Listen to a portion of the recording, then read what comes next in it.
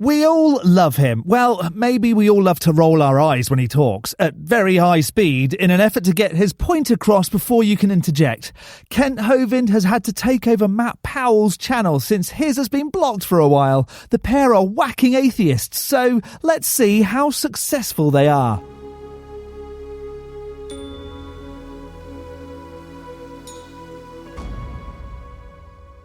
Hello, I'm the Skeptick. I watch videos on YouTube that make extraordinary claims, whether that's flat earth or strange conspiracies, but mostly the claim that a god is real and then explain why I can't accept their position. Before we get into today's video, please do subscribe, hit that bell notification to be alerted for my next video and drop a like. That would be brilliant. In this God Squad video, Matt Powell lends his channel to Dr. Kent Hovind. I was today years old when I found out you could be a doctor of a Christian education. Popular atheists get whacked for refuting what theists say. As always, the link to the original is in the description. So, Kent, why was your channel blocked exactly? He said it was a misinformation, a strike for misinformation. What did I say that was? All the atheist channels ought to be stricken then. Yeah. Anyway. What misinformation are atheists spreading?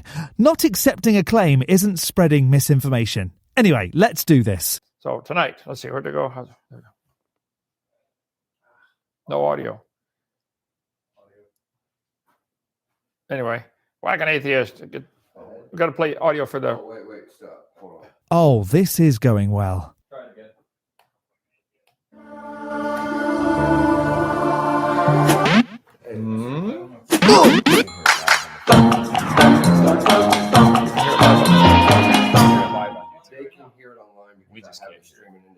But we can't hear we got to make comments on the video. Take 3. Anyway, we believe dinosaurs always lived with man. The evolution theory is the dumbest and most dangerous religious cult in the history of the world. Eye roll, counter set, and go. As this was a live stream, you can see comments as they were typed, and this one came up. Did Jesus really say that YouTube would ban Kent Hovind's YouTube channel? Which passage is that? I would really like to see it. And you've been here how long here now, Matt? A couple weeks? I've been here for about a month. And how you like it?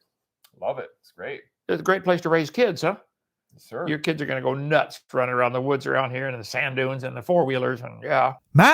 Matt, if he's holding you against your will just so he can use your YouTube channel, blink 3 times. And let's see, they are cute and seem harmless, but they're loud, incredibly expensive to keep, and absolutely untrainable. The other is a kangaroo. I don't really know much about kangaroos. Wow, what a jerk. I roll too. It's not even funny, and a dated take on how men and women should interact. We're getting a rather large group of single, hardworking guys here that love the Lord and need him a wife. So you girls get down here and visit. Or don't. Maybe steer clear if the previous joke was anything to go by. Not only blocked for misinformation, but incredibly sexist too. It's 2021, Kent. Grow up. Bible Believers Baptist Big Bang Blowout coming up in 2 weeks and 1 day. So guys, atheists, come on down. We're going to feed you Thanksgiving dinner. What more do you want? Come on. It's the anniversary of Darwin's book coming out. It's the day before Thanksgiving, and it's Whack an Atheist Wednesday, so come on down, guys. If you don't come, we're just going to take the top 3 evolution theories or evidences they put forth, and we'll explain them. There is no evidence of any animal ever producing any animal other than its kind. Where does evolution state that one species gave birth to another species? Please show me that. This is a classic case of a theist not understanding the basics in evolutionary theory. But let's skip all the promo stuff and on to the reason we're here. Now, F, full screen, there you go. Grand Canyon in a week, Scimandan, Tinfoil Tuesday. Hello, and welcome along to another episode of Tinfoil Tuesday with me, Scimandan, and thank you very much for joining me. Right, back to today's video, where we're delving into the mind of Kent Hovind and his quite alarming claim that the Grand Canyon was made in just 1 week. Why is that an alarming claim? Dan, erosion can take place very quickly. Yes, and Dan's video also explains why Kent's claim is not a good one. If only he would watch it. It's a great video. I'll leave a link in the description. You get a lot of water moving one direction. It picks up debris. It becomes liquid sandpaper. It'll cut through solid rock. Liquid sandpaper may well be my most favourite thing in the world. I'm heading to Lowe's to see if they stock it. Quickly. They cut steel with high-pressure water. I guess in the week that the Grand Canyon was made, a god used a high-pressure washer. Hold on, everyone.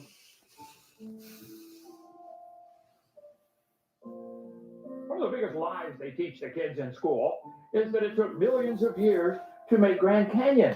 Grand Canyon formed in less than a week. Don't let them lie to you, kids. Grand Canyon's a washed out dam. There you go, everyone. The Grand Canyon is apparently a washed-out dam. Of course, it's well understood that the Grand Canyon formed in around 5 to 6 million years. Wait. Everybody knows it took 5 to 6 million years? Who started the stopwatch on that? That's not what Dan said. He actually said it's well understood. But also, if you don't accept how geochronology works, then it's pointless to even try to explain to Ken. Let me get some slides up on this, Dan. I'm going to try to help you, okay? I'm going to assume you're honest and want to know the truth, okay? Let's see, right here. So let me get up to slide number. Grand Canyon. I'm going to assume Dan wants to know the truth. Okay, slide number 6, 7. Textbooks will say, over millions of years, the Colorado River carved the Grand Canyon from solid rock. This is typical textbook propaganda 101. I got earth science books. How many beside me here? 30 or 40 of them, okay? Don't let the kids drink the Kool-Aid. This is Kool-Aid, kids. They're lying to you. It's a fact Grand Canyon exists. Have you ever been there yet? No, never been. Oh, I've flown in it, helicoptered, drafted in it. It's amazing. Big hole in the ground. Now, there are two theories of how it got there. The evolutionist says it formed slowly by a little water and lots of time. Dan, you drank the Kool-Aid. You believed him, didn't you, Dan? You're the one who drank the Kool-Aid, okay? Creationist says, oh, no, it formed quickly by lots of water and a little bit of time. Now, you guys are always trying to erase that line between the theory and the fact. The fact is Grand Canyon exists. It is not a fact. It took millions of years, Dan. It's not, okay? And in the video where Kent speaks about how the Grand Canyon is formed, he uses loose dirt and gravel to demonstrate it, not solid rock. He doesn't even listen to what Dan says. He just says, no, you're wrong, but doesn't say how or why. This is simply baloney. Grand Canyon, let's see, what do we have here? Limestone, sandstone, shale, limestone, shale, sandstone. Y'all agree? Grand Canyon is many layers of limestone, shale, and sandstone. Okay, I think everybody agrees with that. Grand Canyon, John Wesley Powell drew the picture in 1875. Okay, there are lots of layers of sandstone and shale. Let's see, what is limestone? A biochemical sedimentary rock. What does that mean? Rock that was laid down by water. Laid down by water, sediments, okay? Mostly calcium carbonate. Okay, so let's see. Limestone is usually a biological sedimentary rock, forming from the accumulation of shell, coral, algae, fecal, and other organic debris. How much of that would there have been in the flood, with everybody drowning and all the fish and, the animals? And I think there'd be a lot of limestone formed very quickly. Mm-hmm. It's great he understands how rock is formed, but he's failing to realise how long it takes for those sediments to become solid rock. Also, drowning... Did I hear that right? With everybody drowning. Yeah, thought so. Let's see, it can be a chemical process, precipitation of calcium carbonate from lake or ocean water. Limestone is formed in two ways. It can be formed with the help of living organisms and by evaporation. The second way limestone is formed is when water-containing particles of calcium carbonate evaporate, leaving behind sediment deposit. So limestone is a sedimentary layer made frequently from living organisms, okay? And I would pay good money to see Kent create sandstone and limestone in less than a week, something that is as solid and robust as the rock in the Grand Canyon, since he knows the recipe. Sandstone. Now, let's see. Sandstone forms from beds of sand laid down under the sea or in low-lying areas on the continents. Just a minute, he pointed out how many different layers there are, but there's only one biblical flood. It would also be interesting to hear how he explains the other layers and how they got there. Conveniently left that information out, hey Kent. Oh, and we still haven't heard Scimandan say why Kent isn't correct. Kent just talks and distracts. Shady, very shady. As a bed of sand subsides into the Earth's crust, usually pressed down by overlying sediments, it is heated and compressed. So just if you get multiple layers of this stuff, the ones on top can provide the pressure to change it from just sand into sandstone. Everybody with me so far? Condescending, but okay. Heat and pressure, okay. Let's see. Primarily sandstone and mudstone. The middle rock set at the Grand Canyon supergroup is primarily sandstone and mudstone. Oh, both sedimentary rocks. So if sandstone forms underwater, do you think Noah's flood would have created some layers of sandstone and some limestone, multiple layers, maybe each tide form a different one. Maybe each tide formed the layers? This is next level eye-rolling. If that was the case, don't you think beaches would be less sandy or pebbly and just rock, with constant tide compression? Demonstrate that each tide creates a new layer of rock, Kent, please. I mean, Noah was in the ark for 880 tidal changes, Dan. Well, then that would suggest there would be 880 layers, not the 30 to 40 layers that do actually make up the Grand Canyon. Perhaps it was only tides on a Saturday that caused sediment to become rock, right? And don't forget, you can go and see Kent's video using the link in the description, especially if you want to hear his lengthy discussion on how rocks are formed by simple Google searches. And then some videos of dams breaking, riveting stuff. But back to Dan's part. And that was due to, of course, the erosion from the Colorado River, which cut through the layers of rock. A river which is still in the bottom of that canyon today. Dan, if you think that little river made that canyon, there's your problem. You're mistaken. Now, the river flows through the crack, but it was a massive release of water that made the canyon. This is a new level of ridiculousness. You know, those dams we showed that broke, a lot of them have a little creek flowing through the bottom right now. Didn't break the dam, though, did it? It's made of sedimentary rock. That's rock that was laid down by water, and fossils in that means that it wasn't just this peaceful river. It means that there was catastrophism taking place and things getting buried in mud. It is agreed amongst pretty much all geologists that the layers of rock that make up the Grand Canyon are up to 1.8 billion years old.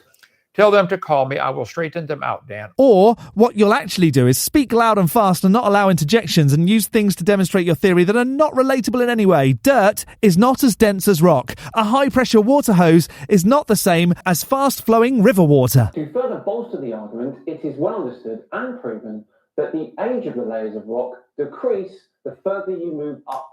The age, it's well proven that the age decreases the further you move up. Dan, where are these younger layers coming from? Outer space? Does Matt look embarrassed here? Remember, blink 3 times, Matt. Just think for a minute. Someone send help! You guys keep telling yourself and others that the layers decrease in age as you go up. Stop and think. Where are these younger layers coming from? Tell me you don't understand how rock layers are formed without telling me you don't understand how rock layers are formed. Every speck of dirt on the planet is the same age, Dan. Whether it's 6,000 or 4.6 billion. Every speck of dirt's the same age. I don't know how you guys can't see it. There is no geologic column. Doesn't exist. Does just saying things mean it's true now? Because if that's the case, I have $1 million in my account. Now, with all that covered, let's hear Kent's reasoning for his 1 week timeline. Grand Canyon formed very rapidly. We had a dam right across here, across our lake, and several years ago, we cut a notch in the top, let the water start coming over the top. Within 4 minutes, the notch was 8 feet wide, and in 7 minutes, the whole dam was gone. Okay, so your first piece of evidence is that a tiny pond that you built wiped out some soil when you made a tiny hole in it. Dan, Grand Canyon is made of sandstone, limestone, shale, all sedimentary rocks. Once it gets cutting, yeah, make a big gash in it. Right. I'm with you, Dan. Right. If Kent had wanted to test that, his best experiment would be to use sandstone, not loose dirt. How does he not understand the difference? Absolutely ridiculous. Eye roll. Hardly groundbreaking stuff, Kent, is it? You're going to have to do much better than that. Dams erode fast. Anytime a lake gets too full, it finds the lowest point, cuts a notch, and drains the lake. That's what happened at Purdue University. This huge dam was cut, right? Those are semi-trucks that you see parked on there. Okay, this is a large dam. But what is the dam wall made out of? I'm willing to bet it's not compressed sand or limestone, but loose dirt with just the top slightly compressed by trucks going over it. The amount of water is irrelevant at this point. It's the density of the wall that counts, Kent. Demonstrate that the walls holding up the dam water on the road is the same as the density of the rocks that make up the layers in the Grand Canyon, and then we can have a discussion. He then continues to say no to a lot of Dan's rebuttals and saying really silly things to try and make Scimandan look foolish. Unfortunately, in my opinion, it doesn't work. This whole Whack an Atheist video seems to be more whack Scimandan and then quote Bible verses to try and substantiate claims. Yes, and I think Grand Canyon was made rapidly, and I think you're one of the scoffers prophesied to come in the last days who would be willingly ignorant of the flood.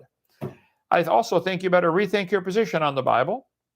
because you're certainly saying the Bible is lying, and you're leading other people to believe that. I don't know of any video where Dan says that the Bible is lying, but I can't put words into his mouth. So if that can't be demonstrated, then how can he lead people away from it? You're turning people away from believing a book. What if it turns out the book's true, Dan? That what if makes it sound like you're not 100% convinced it is, Kent. It's dumb enough that you want to reject it yourself, but you're leading other people to reject it. There's a difference between rejection and not accepting. Matthew 18, Jesus said, if you turn these little children away from me, you'd be better off with a millstone hanged about your neck and drowned in the depth of the sea. Sounds like a very pleasant person to believe in.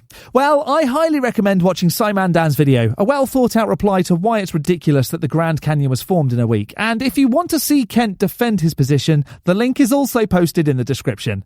Are you convinced that the great flood tides formed the layers of the Grand Canyon that were then washed away in a week? Let me know in the section below. But for now, defending Dan from a mediocre whacking, not that he needs it, let's give that a skeptic. Don't forget to hit the like button and subscribe if you haven't already. From me, the Skeptic, stay safe, keep thinking logically and ask questions. Skepticism is the first step towards truth. I'll see you next Saturday.